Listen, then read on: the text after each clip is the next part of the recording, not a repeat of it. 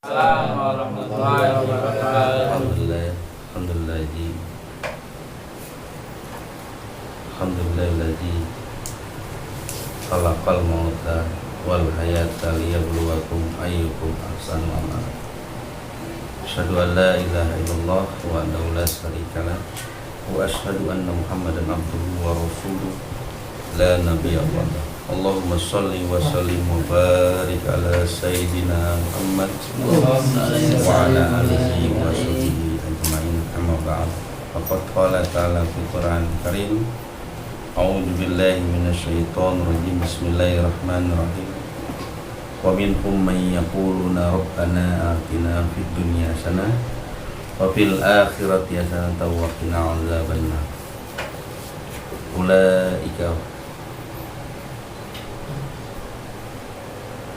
Ulaika nasibum mimma kasabu wallahu sari'ul hisab. Wa qala aidan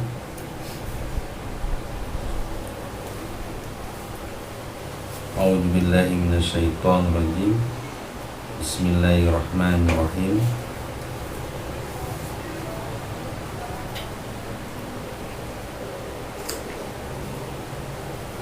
Inna allaha la yughayyiru ma bi qaumi hatta yughayyiru ma bi anfusihim. Shadaqa wa shadaqa Rasulullah sallallahu alaihi wasallam. Ikhwatul iman yang sama-sama dimuliakan oleh Allah,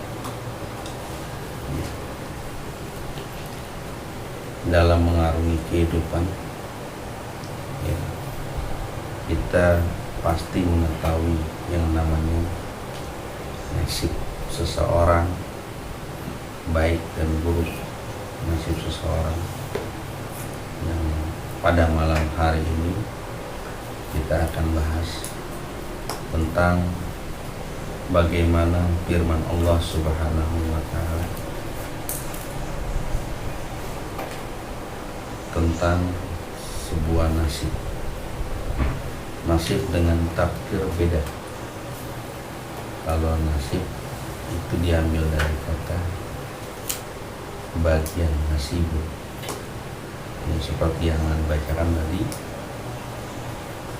Rabbana atina fid dunya hasanah wa fil akhirati hasanah wa qina adzaban wa min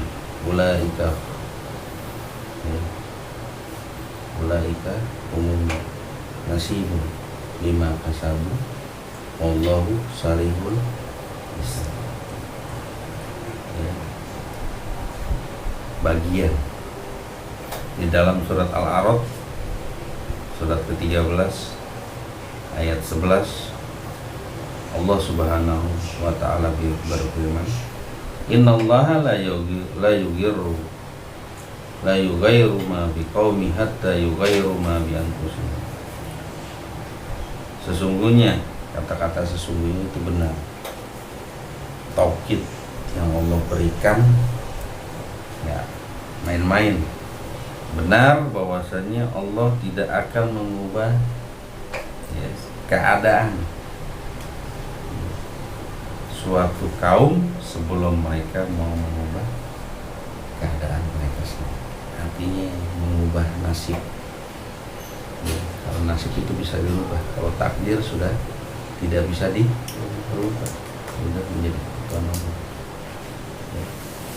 Kalau sekarang Fajri mau milih kopi atau teh, itu baru nasib, tentuin pilihan mau kopi apa teh. Setelah Fajri minum teh, berarti takdirnya Fajri minum teh, bukan minum kopi. Jadi nasib itu bisa ya, sebagaimana firman Allah dalam surat Al-A'raf ayat 11. Ya, begitupun di dalam surat Al-Baqarah ayat 202.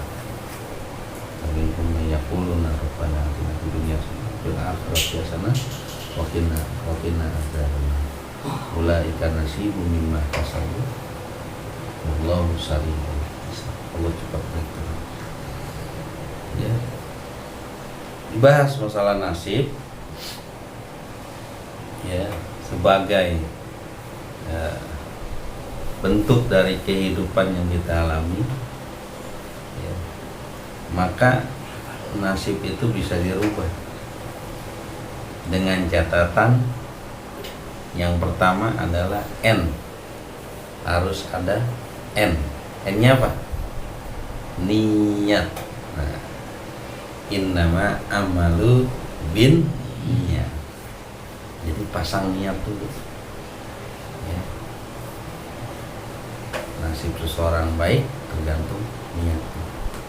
Nasib seseorang buruk tergantung juga pada niatnya. N-nya niat. Ya. Kualitas niat ditentukan. Ya. Dalam bahasa fikih, kalau niat kita mau beribadah itu ada 4 faktor. Yang pertama, niat itu sendiri untuk ibadah apa? Wajib, sunnah, makruh,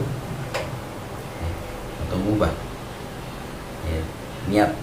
Contoh, kita mau melaksanakan puasa Arafah besok, walaupun pada dasarnya niat ada di hati, diucapkan tidak masalah, ya, no problem, ya.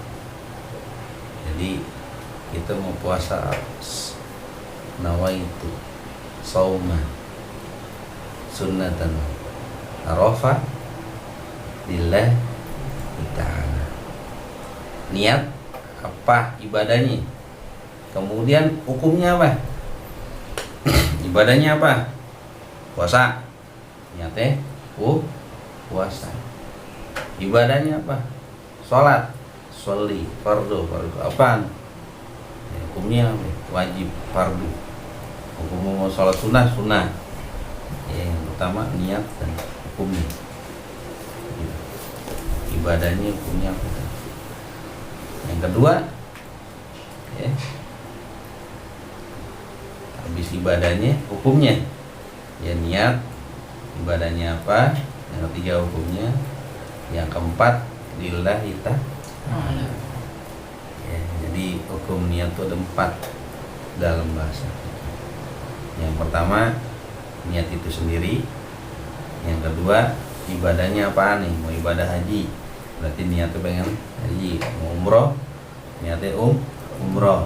Mau sholat, niatnya sholat. Mau zakat, niatnya zakat. Nawa itu zakat al-fitri. Nah, ya. Mau sholat mayat, niatnya sholat mayat. Baru yang ketiga hukumnya apa ya? Sholat mayat hukumnya fardu kifayah. Sholat sunnah qobliyah hukumnya sunnah. Sholat sunnah ba'diyah hukumnya sunnah. Sholat fardu subuh atau fardu Jumat hukumnya fardu. Jadi hukumnya. Nah, yang keempat karena Allah lillahi ta'ala. Jadi di nasib itu diambil N-nya niat. Ya, niatnya yang mana ini? Mau baik pasti ketemunya yang baik. Mau yang buruk pasti ujungnya yang buruk. Ya, jadi dari niat, standar niat. Awalnya niat, ya, startnya. Baru setelah itu ada A, ya, kan N. A, amaliyah atau dalam bahasa kerennya action. Ada action, ya, aksi, aktivitas. Nggak hanya niat, nggak nyampe kalau cuma niat doang. Denny mau minum, saya mau minum, niat aja begitu, ya. Denny mau minum ngilangin haus, kira-kira hausnya hilang nggak? Ya, nggak bakal nih kalau cuma niat doang. Ya. Kira perutnya udah demo, keroncongan, ya, cacingnya udah demo. Niat doang, saya mau makan, tapi nggak jalan-jalan, nggak ada aksi, nggak ada action. Kira-kira kenyang nggak? Tuh cacing demo terus kagak tuh? Terus, makanya harus ada A yang kedua, ya, NA, N-nya niat, A-nya amalia atau action atau aksi aktivitas. Ya, kalau sudah niat, sudah ada amal, ada aktivitas, ya, yang S-nya apa? Sabar, jalani, Allah kasih. Itu tengah hari kerja, yang malam kerja tukang nasi goreng, tukang sate, security malam, ya, atau penjaga kantor atau penjaga rumah, ya, jalan sabar, ya, artinya bukan berarti kita bertahan tapi terus berjalan, itu namanya sabar, bukan diam di tempat tapi ya ayyuhalladzina amanu ista'inu bis-sabri was-shalah innallaha ma'as-shabirin. Ya, dalam surat Al-Baqarah, ya. Wahai ya ayyuhalladzina amanu, wahai orang-orang beriman, dipanggil orang-orang beriman. Ista'inu bis-sabri was-shalah. Jadikan ista'in. Artinya pegang benar-benar terus. Jadikan sabar dan sholat sebagai penolong. Innallaha, kata-katanya sesungguhnya lagi pakai inna, taukid, bahwasanya Allah benar-benar mengatakan bahwasanya sesungguhnya Allah bersama orang-orang yang sabar. Ya. Niat, amal, sabar. Kedua, yang ke tadi 3, nah N yang pertama nasib, yang kedua A amalia, yang ketiga S sabar, ya. Kemudian kalau udah sabar, I, ya, ikhlas itu sangat sulit, ya, sangat sulit, dan adanya letaknya di mana? Di hati juga. Ya. Sahabat Rasulullah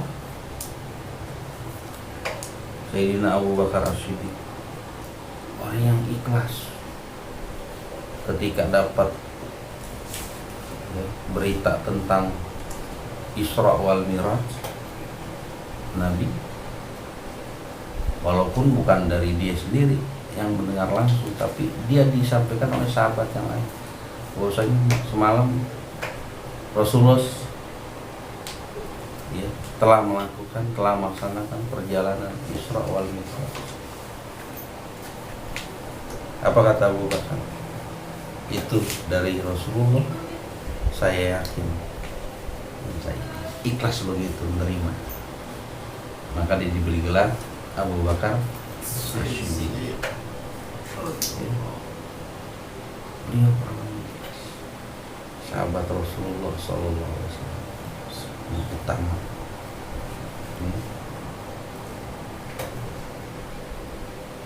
Karena memang dalam Al-Quran surat Al-Bayyinah, wa ma umiru illa liya'budullah mukhlishina lahuddin unafa'ah lurus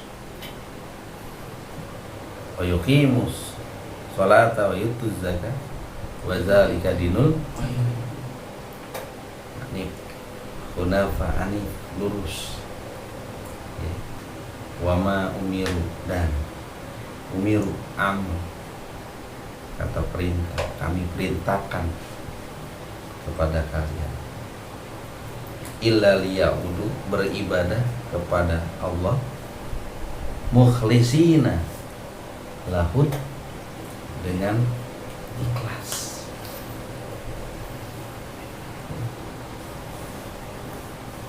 Berat, mudah diucap tapi berat dilaksanakan,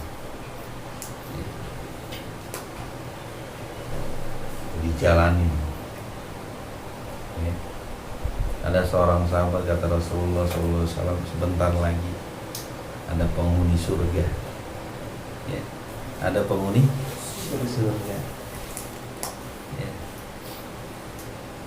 Besoknya ada lagi majelis Rasulullah, dan Rasulullah berkata sebentar lagi ada penghuni surga. Sampai 3 hari Rasulullah mengatakan seperti itu. Akhirnya ada sahabat Rasulullah yang sahabat Rasulullah itu begitu penasaran, ini orang datang lalu Rasulullah mengucapkan, kata Rasulullah mengucapkan itu tidak pasti benar, maka diintip, diikutin, bahkan dia niat bermabit di rumah sahabat tersebut dengan mengatakan bahwasanya aku ingin bermabit di rumah. Cuman dia nggak ucapin dia pengennya apa ya.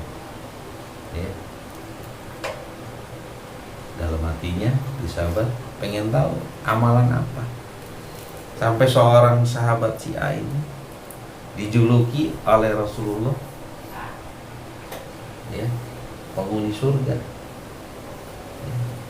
Dia lihat ibadahnya, habis sholat isya, sholat sunnah, setelah itu pulang tidur ya. Bangun tidur jam 2 malam, bangun pipis doang habis itu tidur lagi, biasa-biasa itu. 3:30 dia boleh bangun, dia melakukan sholat sunnah malam, kemudian witir biasa, lalu zikir, baca Quran, lalu pergi lagi ke masjid untuk sholat subuh. Terus saja dilihat amalan-amalan biasa yang dilakukan para sahabat, nggak ada yang lebih. Nah, sampai 3 hari dia bermabit di rumah sahabat tersebut sih ya. Sahabat tersebut ada yang mengaku bicara bahwasanya aku bermabit di rumahmu, bermalam di rumahmu, hanya ingin tahu amalan apa yang membuat kamu dijadikan penghuni surga, kata Rasulullah. Apa kata sahabat ini? Kalau bukan dia, aku tidak akan ceritakan. Membuat motivasi, ceritakan bahwasanya setiap habis sholat isya ya selalu ya, mengampuni dosa-dosa kesalahan saudaranya yang berbuat salah kepada dirinya pada hari itu. Dan saya memohon ampun pada Allah atas dosa-dosa saya terhadap orang-orang yang pernah saya sakiti pada hari itu, dan tidak pernah ada rasa iri, dengki, ikhlas, sampai dijuluki penghuni surga. Sampai saya ikut tarbiyah mengatakan Ustaz Rahmat Abdullah, semoga Allah merahmati dan mengampuni beliau, 2 hal yang diingat: kebaikan orang lain terhadap diri kita dan keburukan kita terhadap orang. Kebaikan orang lain terhadap kita itu kita ingat agar kita bisa ya, melihat positif tinggi. Begitupun kita ingat keburukan kita terhadap orang lain agar kita muhasabah diri. Dan 2 hal kata Ustaz Rahmat Abdullah yang harus dilupakan: kebaikan kita untuk orang lain dan keburukan orang lain kepada kita. Kebaikan kita kepada orang kita lupain agar apa? Ngalir, ikhlas, nggak perlu diingat-ingat, karena pada dasarnya ya, kalau bicara masalah kebaikan yang kita berikan, itu akan kembali lagi kepada kebaikan itu sendiri.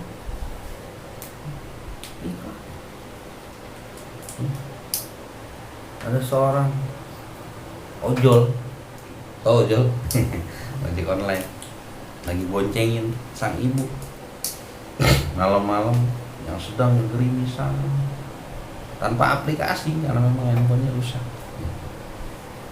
Langsung bingung, handphone rusak mati. Gimana gitu? Untuk nggak ada kendaraan, tiba-tiba ojol ojek online. Sapa ibu mau kemana? Saya mau ke suatu tempat, tapi saya hujan begini ya, udah mau menjelang malam. bingung. Di sana ada suami saya. Sang ojol ini kebetulan punya istri, yang istrinya kerja di sebuah restoran dan sedang mengandung. Udah mau lewat bukan, tapi masih kerja, iya, cari uang. Nah, sang ojol ini menawarkan kepada ibu, mau ke sebuah tempat restoran. Singkat cerita, udah ibu naik motor saya, nanti saya antarkan ke tempat tujuan. Sampai di tempat tujuan, disampai, kemudian sang ibu merokok berapa hari tidak usah, karena ibu juga lagi susah nyari kendaraan. Insya Allah saya niat membantu, jadi nggak usah dibayar, jalan tuh bilang ojek online. Datang sang ibu itu ke restoran tersebut untuk menemui suaminya biar bisa pulang sama suami. Kebetulan sang suaminya ada lagi makan, dan dia pesan makan sama pelayan si restoran tersebut. Makan berdua suaminya. Setelah itu dia pesan makanan, lalu makan, dan tertulislah di bon berapa jumlah uang yang harus dibayar. Sang suami akhirnya pergi, namun si istri ini, si ibu tadi itu meninggalkan uang di bawah bon tersebut dengan tulisan kembaliannya ambil saja, dan di bawah bon tersebut ada segeletek uang, karena dia ingat pesan tadi sang ojol, itu nggak usah membayar, cuman ingat pesan saya, kata sang ojol itu diboncengin, teruslah berbuat kebaikan. Sang ibu ini sangat ingat berbuat kebaikan, maka ditaruh di bawah bon ini uang dan tulisan kembalian diambil. Begitu senang sang istri, sang wanita tersebut yang lagi ambil, mendapatkan kembalian uang untuk dirinya, dan ada setumpuk uang juga di bawah bon untuk dirinya. Sesampai di rumah, dia ceritakan hal itu kepada suaminya yang tadinya habis ngojekin tuh si ibu. Ceritakan bahwasanya saya bertemu dengan seorang ibu, dan suami juga menceritakan bahwasanya saya habis nganterin seorang ibu. Dan akhirnya tibalah si istri itu mules, langsung si suami membawa ke rumah sakit persalinan dengan uang tersebut. Artinya dalam hal ini bahwa ini perbuatan kebaikan yang kita lakukan dengan ikhlas akan berbalik lagi kepada diri kita sendiri. Nggak kepikiran tuh suami, si istrinya. Istrinya juga nggak tahu kalau yang dibawa sama suaminya si ibu yang ngasih uang. Itulah ikhlas. Tanamkan. Jadi modalnya mengenai niat, amalia, sabar, ikhlas. Dan yang terakhir B-nya billahi. Ikhlas, sabar tidak akan bisa tanpa didukung billahi, karena Allah Ta'ala. Niatnya dari awal Tapi kalau di tengah-tengah ini qobla ya, indal udah gangguan, berat menjalani itu, jalan sama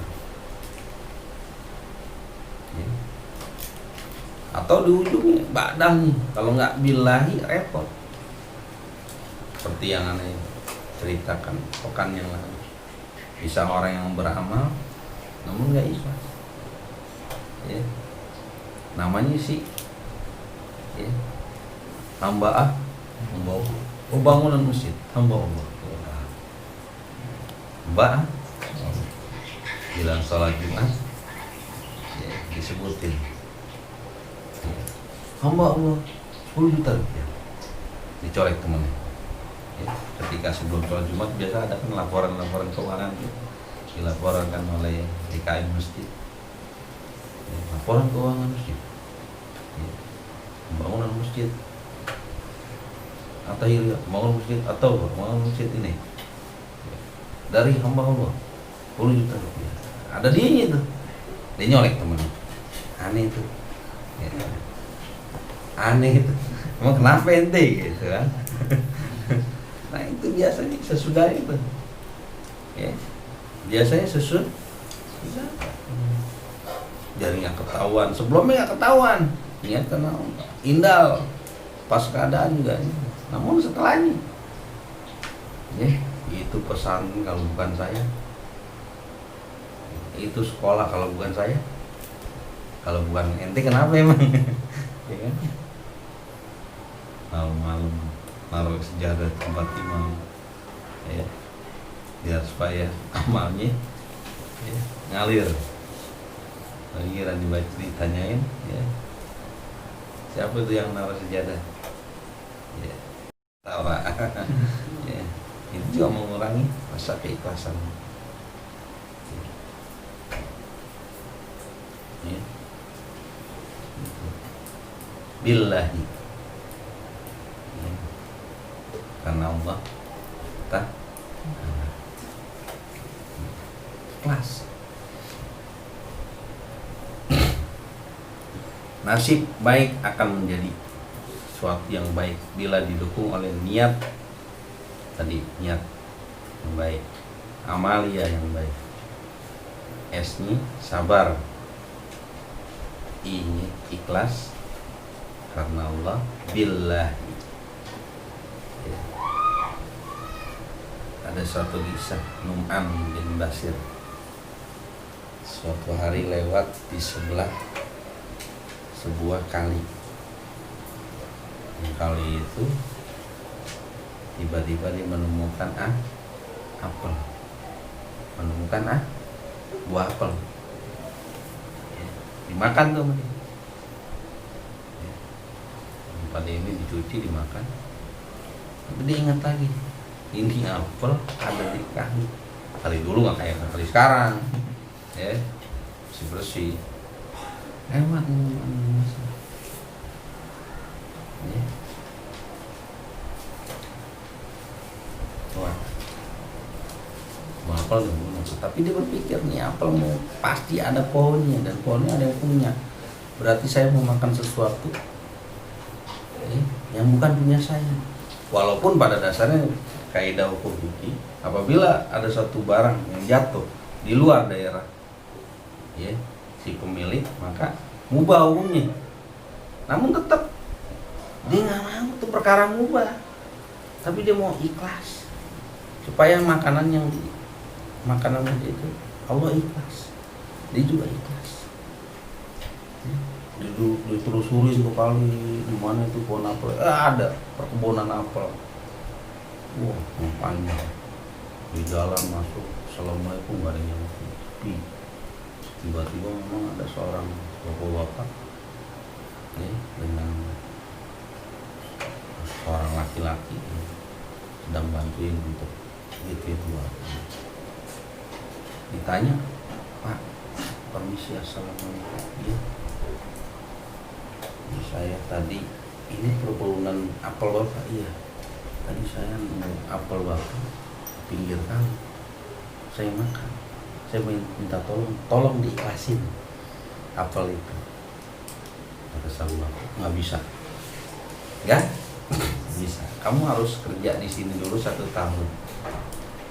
Tapi saya tidak gaji, saya tidak beri upah. Demi keikhlasan dari makanan tersebut. Ya. Nu'man bin Bashir ini. Ya. Ya. Maaf, Bashir namanya, bukan Nu'man, tapi Bashir. Ya. Si Bashir ini ingin mengikhlaskan. Dan ini kerja ala kulihal, si Bashir ini kerja di sebuah perkebunan tanpa lihat seorang siapapun kecuali dia dengan teman satu sama yang pemilik selama setahun, dan dikasih tempat tinggal. Sampailah ala kulihal setahun.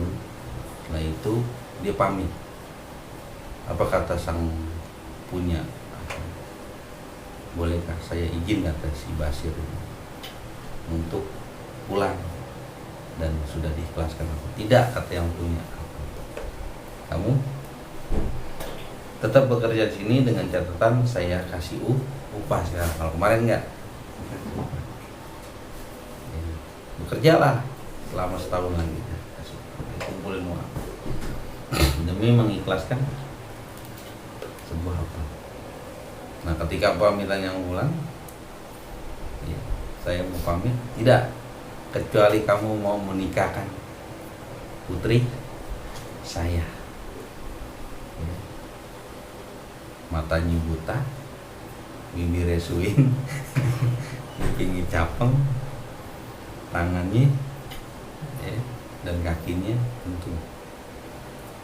Mendengar percakapan itu, si Bashir ini ya, andilau antara dilema dan galau. Tapi dia tahu, dia ikhlas. Ya. Ikhlas. Kalau nggak, saya nggak ikhlas, kata dia. Kamu nikahin. Mau akhirnya. Ya. Pernikahan terjadi. Ya, di waktu disaksikan. Setelah itu ditunjukin kamar. Itu kamar ya, putri saya. Karena sudah sah, dia merasa masuk ke dalam sebuah kamar itu. Dia lihat wanita cantik. Oh, salah kamar kali ini. Kenapa salah kamar? Tidak salah, kata si putrinya tadi, si wanita cantik tadi. Ya udah nih. Ya. Tidak salah. Antum benar, wahai pemuda. Ya. Kata bapaknya, matanya buta. Ya, ya matanya buta. Anda tidak pernah melihat sesuatu hal-hal yang diharamkan oleh Allah Subhanahu. Bibirnya tidak pernah berbicara sesuatu yang dilarang Allah dan Rasulullah. Kaki dan tangan yang tidak pernah melangkah dan mengambil hak yang bukan. Begitupun si Bashir ikhlas. Akhirnya mendapatkan istri yang begitu cantik. Dari pasangan keduanya lahir seorang anak yang diberi nama Nu'man. Bapaknya di Nu'man bin Bashir, atau disebut juga Imam Abu Hanifah atau Imam Hanafi. Ya, yang selama 40 tahun ya sholat isya sampai menjelang subuh. Ya, jadi sholat isyanya menghatamkan Quran. Ya. Alif lam mim minal jinnati wan nas, baru ruku. Sampai tamunya tuh pulang lagi. Tamunya datang. Lama banget misalnya sampai mau menjelang subuh. Ya. Selama 40 tahun. Ya, ya, dari pernikahan seorang si Bashir ini, bapaknya yang mengikhlaskan dari sebuah makanan yang sedikit aja dengan seorang wanita yang ikhlas juga. Jadi kalau yang belum dapat jodoh tenang aja ya, pasti lelaki yang baik pilihan wanita yang baik. dalam Al-Quran. Dari sekarang tentukan nasib yang baik, antum yang berubah. Oke. Dan kalau dia nyampenya ini itu urusannya takdir lain lagi ya. Jadi Allah tidak akan mengubah nasib suatu kaum, atau Allah tidak akan mengubah nasib seseorang kecuali kaum itu, orang itu merubah sendiri. Jadi dengan cara apa tadi dirubah? Niat, ada action, amalia, ada sabar, ikhlas, dan billahi karena Allah ya.